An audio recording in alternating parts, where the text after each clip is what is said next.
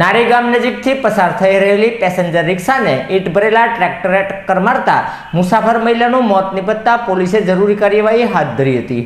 સિહોરથી Kumbharwada passenger રિક્ષા જઈ રહી હતી, જે રિક્ષા નારી ગામ નજીક પહોંચતા ઈંટ ભરેલા ટ્રેક્ટરે રિક્ષાને ટક્કર મારતા મુસાફરી કરી રહેલા પારુલબેન સંતોષભાઈ ચાવડાનું મોત નિપજતા પોલીસે મૃતદેહને પીએમ અર્થે ખસેડી જરૂરી કાર્યવાહી હાથ ધરી હતી।